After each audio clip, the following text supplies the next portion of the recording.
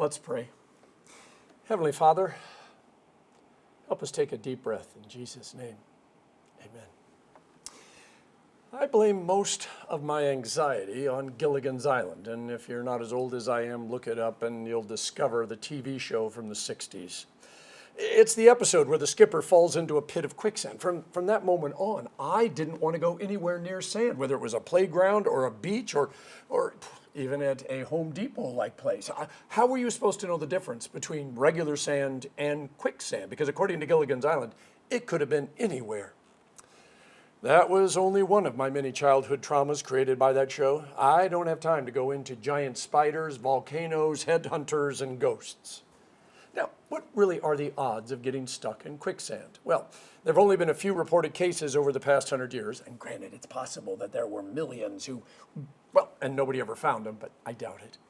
And by the way, the few who died didn't die from the quicksand, but from other things. You can look it up. I can't believe Gilligan and the skipper lied to me. It's called irrational fear. And it takes different forms in different people. It's like when all of a sudden we hear that there might be a hurricane coming or a dock workers strike, or maybe it's tariffs and everybody runs and buys all the rice and the Spam that they can possibly buy. Oh, and don't forget the toilet paper. All of us have phobias, things we're afraid of. Some are rational, some aren't. Odds of getting struck by lightning, 1 in a million. Except I know 2 people that were hit by lightning. One of them was hit twice. Odds of getting hit by a meteorite, 1 in 100 billion. And yet Ann Hodges got hit in 1954 and she survived.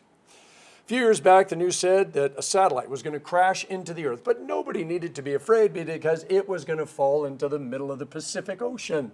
I think you see where I'm going with this. We happen to live in the middle of the Pacific Ocean. Anxiety rises.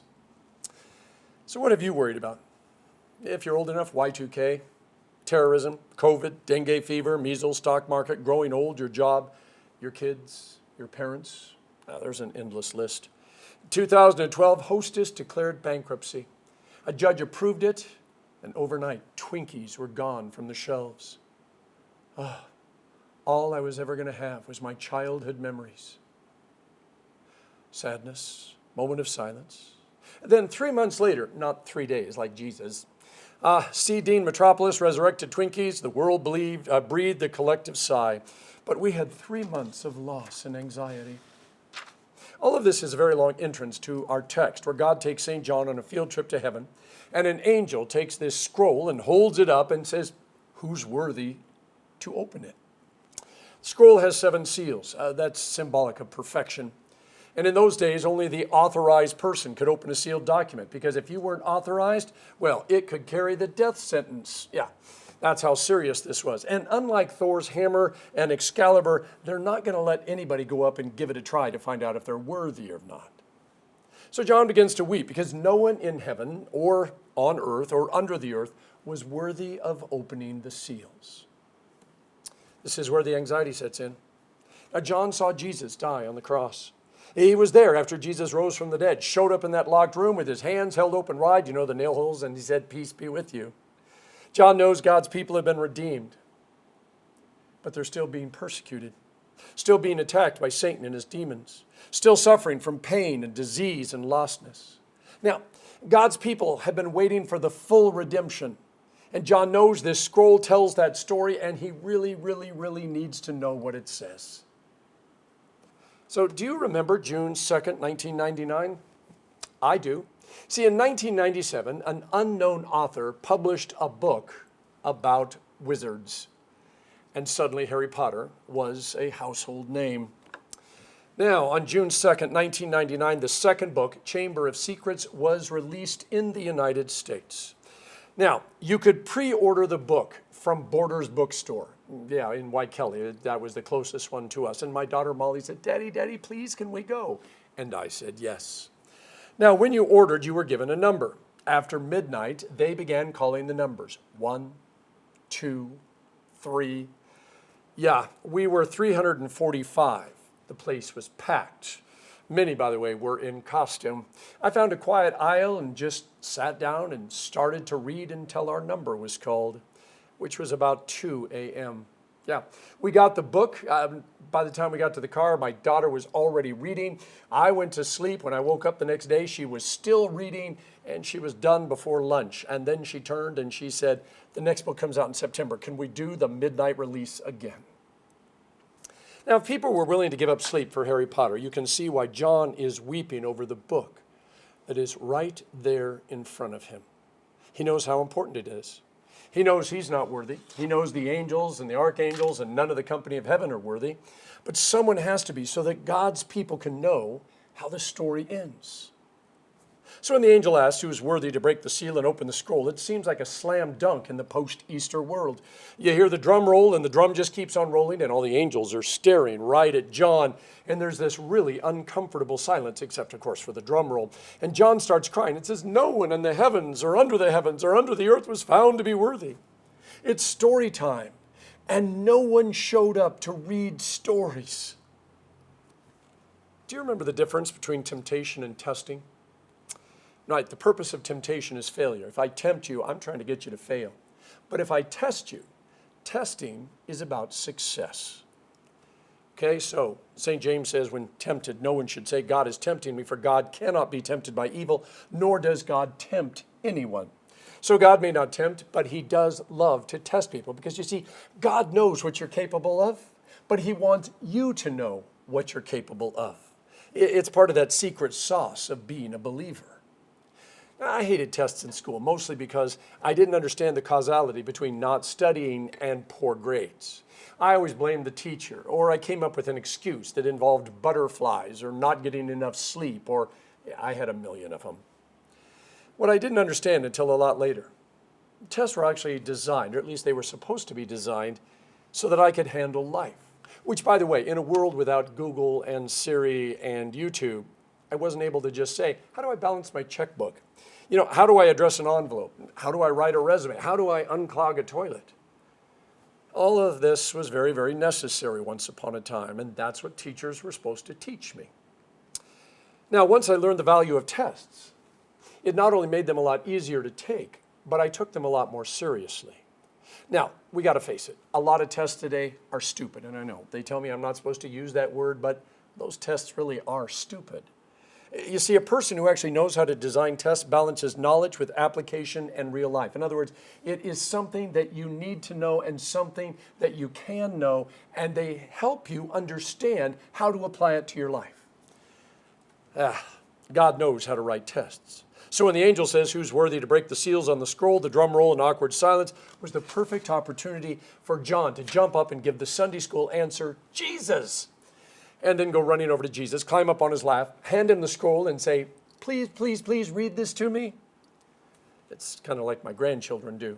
They always have a story that they want read. John didn't realize this was his confirmation exam, and he failed. It's a good thing Jesus believes in second, third, and umpteenth chances. Now, when one of the elders said, do not weep, look, the Lion of Judah, the root of David, has triumphed. The first thing we need to note is these are names for Jesus taken from Genesis 49 and Isaiah 11. You see, the heavenly host is trying to tie the Old Testament, one side of the scroll, to the New Testament, the other side of the scroll. The Old Testament is God's promise that he's going to send us a Savior. The New Testament is, well, the promise fulfilled. Now, this is a very important and necessary theological statement. Now, it's doubtful that you're familiar with Ebionitism or adoptionism. You might have heard of the Arianites or the Arianism movement. These are groups in the early church who denied that Jesus was God. Now, the Ebionites and the adoptionists said, well, Jesus was a really good guy, and God just adopted him. He says, hey, now there's somebody who I can get behind. There's somebody who understands me. I'm going to adopt him as my son, and I'm going to let him do all that the Messiah is supposed to do. Aiea said God created Jesus, and in other words, he's not much more than one of us, but he endowed him with some superpowers in order to do what he did, but he's not God, not even close to God. So when John says no one in or under the heavens or under the earth was worthy to open the scroll, and then Jesus steps up and breaks the seals and opens the scroll, God is doing a pay attention. This is a really important moment. Colossians 1:16, by Jesus, all things were made. John's gospel, Jesus was with God in the beginning. 1 Peter 1:20, Jesus was chosen before the creation of the world, but was revealed in these last days for our sake. Jesus isn't just some kid who got good grades and God says, you know what, he looks like he needs a home, I'll adopt him. Jesus is God's son from all eternity, meaning there was never a time or a not time when there wasn't a Jesus. A number of years ago, someone started one of those catchy WWJD movements, only this one was, what if Jesus had said no? Now, it was to get people to think what a world without Jesus, a world without redemption, a world without the cross would be like. Now, as long as you only stay in that make-believe moment of anxiety and fear for a moment to reflect, you're fine. But anxiety and fear are like a drug. They get us addicted to worrying, and it's hard to stop. Have you ever spent the night worrying about if you were really saved? I mean, you have Ephesians 2 and John 3:16 memorized, you go to church, you give an offering. Now, you may not be the perfect Christian, but you really do love Jesus. Now, so why is this nibbling doubt in the back of your mind that says you haven't done enough? It's because Satan loves to tempt you. He doesn't want to test you. He wants you to fail, so he's tempting you. The churches in Asia Minor are living under the not-so-holy rule of the Roman Empire. They are being persecuted because of their faith in Jesus. Now, at best, they're just going to lose everything they own. At worst, they're going to lose their lives. Now, for some, their grandma and grandpa were the first generation of Jesus followers. Most of these are second generation, a few are third generation. This means there are no deep roots, no my family has always, or you know what, I know what it means to follow Jesus through whatever it takes. Their faith really is new. Now, Revelation was written for a very specific purpose, and it was not to create anxiety, fear, or doubt in the minds of God's people. Now, people are always saying, can we study the book of Revelation? I love those seven-headed beasts and angels fighting demons and dragons and other science fiction-worthy scenes. But you know what? All of those things are just creamer in the coffee, icing on the cake, the pickle in the Chick-Fil-A sandwich. You can boil the whole book of Revelation down to just two words. God wins. All those demons and beasts and dragons and fire and darkness and death and threats, yeah, God always wins. Now, John knows this. He knows God is God, Satan isn't, but he still wants to read the story of how God is going to vanquish evil and death and darkness forever. It's just like us watching a Hallmark movie where we know how it's going to end. In fact, we know everything and exactly how it's going to take place. It's why my daughter read the Harry Potter books, all of them, because she, even though she knew that eventually he was going to beat he who shall not be named, well, she wanted to see how it was going to take place. And it's why on Easter, we get up early and come to the church only to have the pastor remind us, yeah, Jesus is still risen. Some things are worth it, even if we already know what's going to happen and how it's going to happen. God wants these new believers to know that it's all going to be worth it, and that in the end, it will all make sense. If you want proof the book of Revelation is really only 2 words long, go to chapter 1, verse 4, where John says, to the 7 churches in the province of Asia, grace and peace to you from him who is, who was, and who is to come. Those words should lower your blood pressure, reduce your heart rate, and allow you to take a deep breath. Being people of faith, we are living in the midst of a story, a beautiful story, but a beautiful story that still has twists and turns, and yes, Virginia, there are dragons and 7-headed beasts. But no matter how dark or scary the story gets, the last page is already written, and on that page it says, and the people of God lived happily ever after.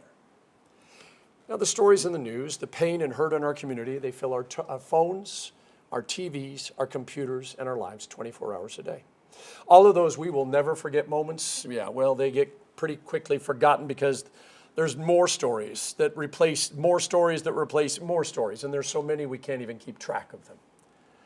This is why we are thankful Jesus was worthy to break the seals and open the scroll. We know how it all ends. And in the end, all of those yucky, scary, anxious stories get forgotten because the only thing left is God's love. Looking back at the anxious moments in my life and looking ahead, because I know that I've got a few more yet to come, I see the almighty, loving, forgiving hand of God. And that's what sustains me. Because every time I sit down and say, God, tell me a story, he says, I'm going to tell you a story that's got a beautiful, happy ending. God spoke everything into creation.